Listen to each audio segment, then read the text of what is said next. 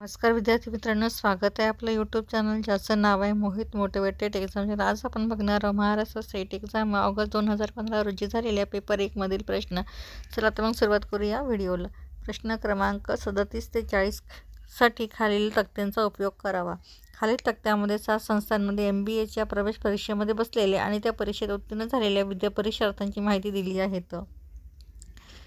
एका तक्त्यामध्ये संस्था, दुसऱ्या तक्त्यामध्ये परीक्षांचे वितरण दिलेले, परीक्षेला बसलेले विद्यार्थी आणि उत्तीर्ण झालेल्या विद्यार्थ्यांची संख्या टक्केवारीमध्ये दिलेली आहे. संस्था आहे ABCDE आणि FG. साठी 22%, परीक्षेला बसलेले उत्तीर्ण झालेले 18%, बी संस्थे परीक्षेला बसलेले 15%, उत्तीर्ण झालेले 17%, सी संस्थेमध्ये परीक्षेला बसलेले 10%, उत्तीर्ण झालेले 13%, डी संस्थेमध्ये परीक्षेला बसलेले 17% आणि उत्तीर्ण झालेले 16%, मध्ये परीक्षेला बसलेले 8% आणि उत्तीर्ण झालेले 9% आणि मध्ये 12% परीक्षार्थी बसले होते, तर उत्तीर्णाची संख्या ही 15% आहे. जी संस्थेमध्ये बसणारे विद्यार्थी 16% आणि उत्तीर्ण झालेल्या विद्यार्थ्यांची संख्या आहे 12%. एकूण परीक्षार्थी होते 8,550, तर उत्तीर्ण झालेल्या विद्यार्थ्यांची संख्या होती 500. तर या आधारित प्रश्न बघूया. या संस्थेमधून परीक्षेत उत्तीर्ण झालेल्या परीक्षार्थ्यांची व संस्थेमधील परीक्षेला बसलेल्या परीक्षार्थ्यांची असलेले गुणोत्तर काय आहे? पर्याय आहे 9-11, 14-17, 6-11, 9-17. तर याचा चूक उत्तर असणारे पर्याय क्रमांक C, 6-11. प्रश्न क्रमांक 38. बी आणि सी या संस्थांमधून एकत्रितपणे परीक्षेला बसलेल्या परीक्षांमध्ये तेथून उत्तीर्ण झालेल्या परीक्षार्थीची टक्केवारी काय आहे? पर्याय आहे 68%, 80%, 74%, 65%. तर याचा चूक उत्तर असणारे पर्याय क्रमांक B, 80%. प्रश्न क्रमांक 39. परीक्षेला बसलेल्या परीक्षांमध्ये उत्तीर्ण झालेल्या परीक्षार्थींची टक्केवारी कोणत्या संस्थेमध्ये सर्वाधिक आहे? पर्याय आहे B, C, F आणि E. तर याचा चूक उत्तर असणारे पर्याय क्रमांक C, F. त्यानंतर प्रश्न क्रमांक 40.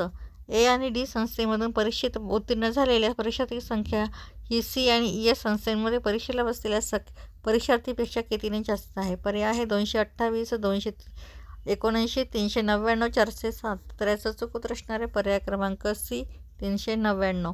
प्रश्न क्रमांक 41 आणि 42 साठी खालील तक्त्यांचा उपयोग करावा. 7 गावामधील 1987 मधील लोकसंख्येचे प्रमाण दिलेले आहे. तर यावर आधारित प्रश्न आहे. या गावात 1997 मध्ये दारिद्र्य रेषेखाली लोकसंख्या 12,160 असेल, तर Q या गावाची एकूण लोकसंख्या किती?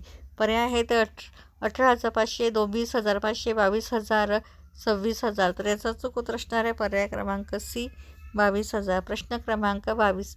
पी या गावाची 1997 मध्ये लोकसंख्या ही 32,000 असेल, तर त्या वर्षी या गावाची दारिद्र्य रेषेखालील लोकसंख्या किती असेल?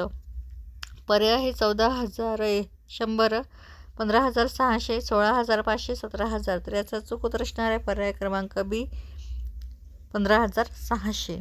त्यानंतर प्रश्न क्रमांक 43. संज्ञापन तंत्रज्ञानाच्या खालीलपैकी कोणता कालक्रम योग्य आहे? पर्याय आहे स्थिर छायाचित्रण, संगणक, रेडिओ, इंटरनेट. रेडिओ, स्थिर छायाचित्रण, संगणक, इंटरनेट. C आहे स्थिर छायाचित्रण, रेडिओ, संगणक आणि इंटरनेट. त्यानंतर D आहे रेडिओ, संगणक, स्थिर छायाचित्रण, इंटरनेट. तर याचा चूक उत्तर असणार आहे कालक्रमानुसार स्थिर छायाचित्रण, रेडिओ, संगणक आणि इंटरनेट. यानंतरचे प्रश्न आपण पुढील भागात बघणार आहोत. व्हिडिओ आवडल्यास व्हिडिओला लाईक करा, शेअर करा, कमेंट्स करा आणि चॅनलला सबस्क्राईब करायला विसरू नका.